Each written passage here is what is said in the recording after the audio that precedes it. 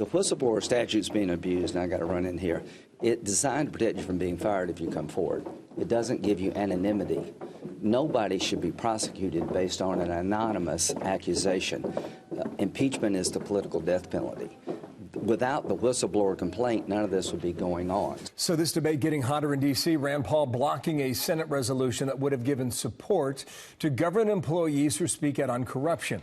Wisconsin Senator Ron Johnson, chair of the Homeland Security Government Affairs Committee. Senator, welcome back here and good day to you.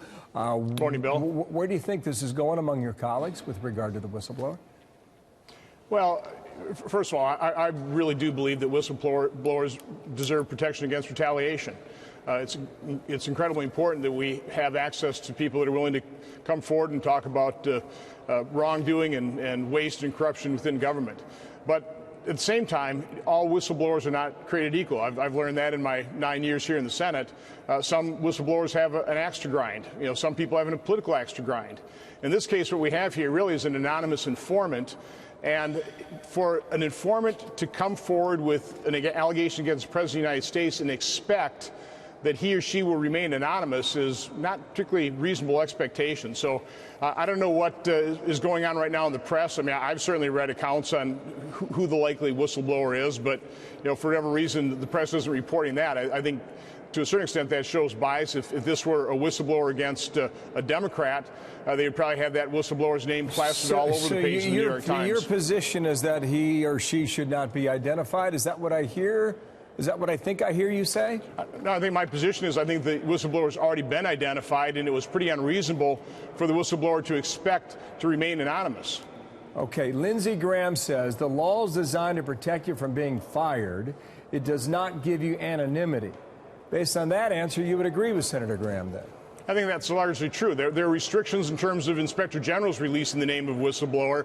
I'm not sure what protections. The Whistleblower Protection Act is different for the intelligence community. It's one I'm generally not dealing with. But again, is it reasonable for an anonymous informant to remain anonymous when you're lodging these kinds of charges against the President of the United States? They're going to blow up into an impeachment inquiry. That's not a reasonable expectation on the part of a whistleblower. They ought to realize that before they level those charges. So Democrats would say the whistleblower now is irrelevant because of the witnesses who will come forward next week. Is that a fair argument? I don't believe so, because how this complaint was lodged, the false statements by Congressman Schiff in terms of his committee not having access to the whistleblower, how this complaint even got brought to the attention of Congress, I think that's part of the process that we do need to take a look at when we evaluate the entire situation. Okay, what do you think about this lawyer for the whistleblower? You've heard about the tweets. Apparently he was pretty active in his opposition to this president and this administration. Well, that's one of the reasons that I think the president probably should have the right to actually question whoever lodged this accusation. That's pretty basic tenet of our jurisprudence, is to be able to confront your accuser, and right now the president's being denied that. So I'm pretty sympathetic with the administration's position that they would kind of like to know who this whistleblower is if this really ends up being a full impeachment and a full trial in the Senate. One more thing on that, too. It appears now, just in the past 24 hours, there's somewhat of a groundswell of support from Republicans to bring the Bidens into this hearing next week. Here's Senator Kennedy on that, specifically Hunter Biden. I do not think it is possible to fairly litigate this entire issue without answering a second very straightforward question. What did Hunter Biden do for the money? What did Hunter Biden do for the money? And I don't think any of us have the answer to that. But I predict we will before this is over with. Do you?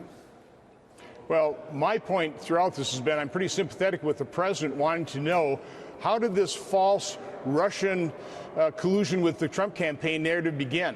One of the things I've suggested to the press is they know exactly who leaked the information, how this story got spun up from the day after the election to all of a sudden the appointment of a special counsel. The press knows the answer to that. That is actually a story that should be told. I think the American people have a right to know. I think the president is being very reasonable if he suspects that part of that story started in Ukraine, he'd like to know that. And from my standpoint, that's always what he's been asking for, is what is the truth about what happened during the 2016 campaign, not only in Ukraine, but also potentially within our intelligence committee, with the FBI. It's certainly what I've been focusing my committee's attention on in our investigations. Yeah, I would just, Adam Schiff said yesterday the most important facts are largely not contested. And that goes to the question about Joe Biden, clearly. Final comment on that, sir, before we go. Well, I think things are contested. I don't know exactly what all happened. I have my own testimony from the standpoint of when I asked the president, was there something Ukraine had to do before he released the